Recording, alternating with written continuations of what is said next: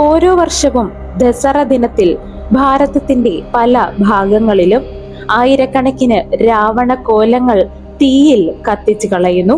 അത് അധർമ്മത്തിനെതിരെയുള്ള ധർമ്മത്തിന്റെ വിജയത്തിന്റെ പ്രതീകമായി ഇന്നും ആഘോഷിക്കുന്നു.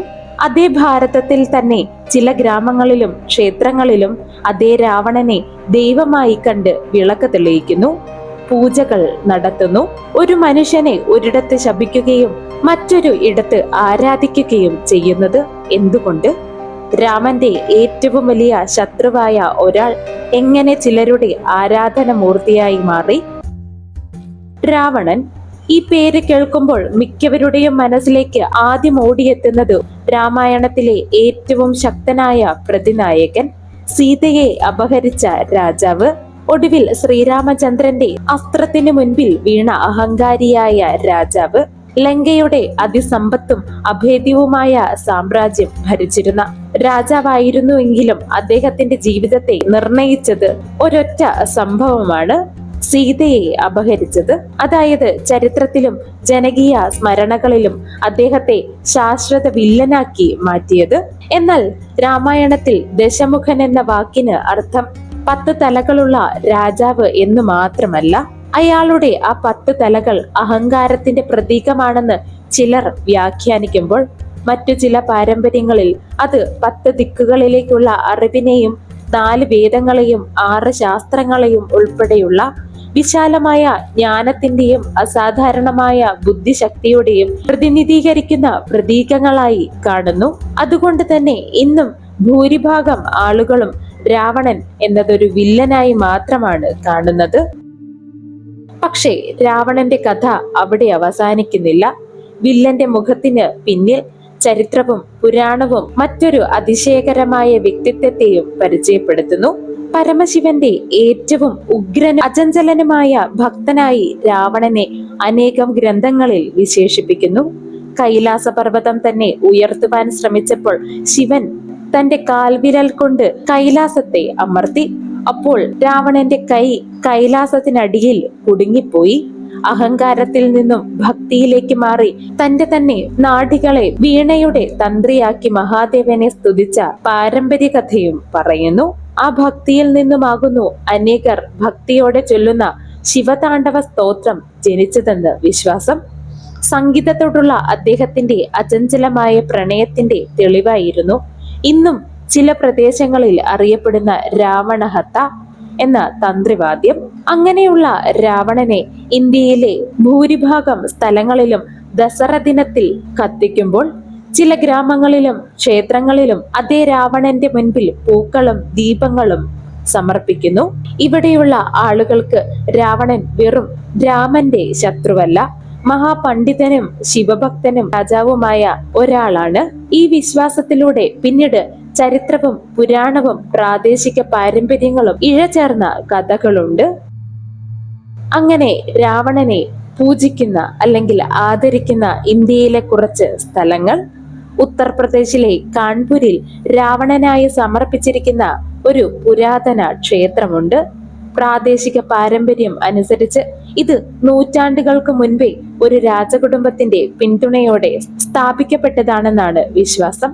വർഷത്തിൽ മിക്ക ദിവസങ്ങളിലും ക്ഷേത്രം അടഞ്ഞു കിടക്കുകയും വിജയദശമി ദിനത്തിൽ മാത്രം ഭക്തർക്കായി തുറന്നു കൊടുക്കുകയും ചെയ്യുന്നു.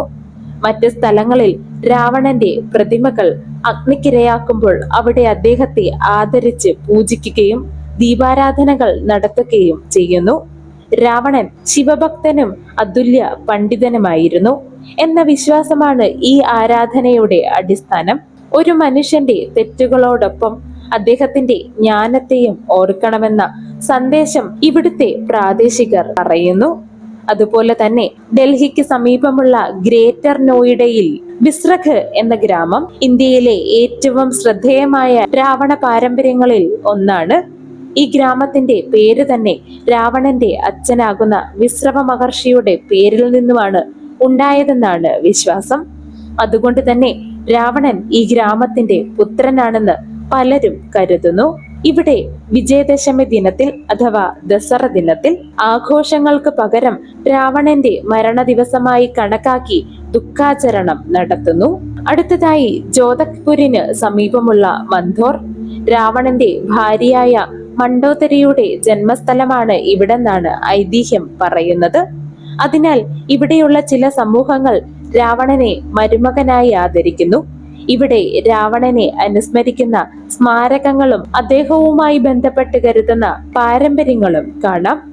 വിജയദശമി ദിനത്തിൽ രാവണന്റെ കോലം കത്തിക്കുന്ന പതിവ് ഈ പ്രദേശത്ത് ഇല്ല. ഇനി അടുത്തതായി മധ്യപ്രദേശിലെ വിദിശ ജില്ലയിലെ രാവണനായി സമർപ്പിച്ചിരിക്കുന്ന ഒരു ക്ഷേത്രമാകുന്നു.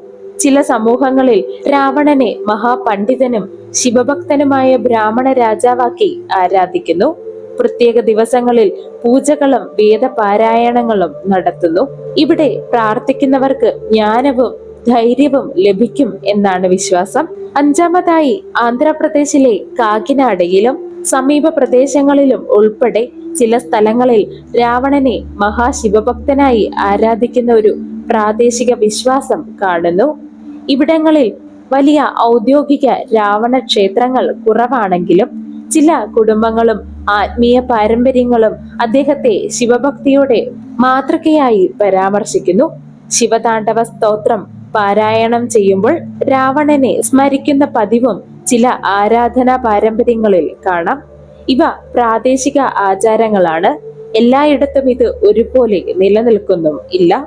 ഇനി അവസാനമായി ശ്രീലങ്കയിലെ രാവണനെ കുറിച്ചുള്ള പാരമ്പര്യം ഇന്ത്യയിലേക്കാൾ വ്യത്യസ്തമാണ്. അവിടെ ചില സാംസ്കാരിക കൂട്ടായ്മകളും പ്രാദേശിക വിശ്വാസികളും രാവണനെ ലങ്കയുടെ മഹാരാജാവായും അസാധാരണ ജ്ഞാനിയായും പുരാതന സംസ്കാരത്തിന്റെ പ്രതീകമായും കണക്കാക്കുന്നു.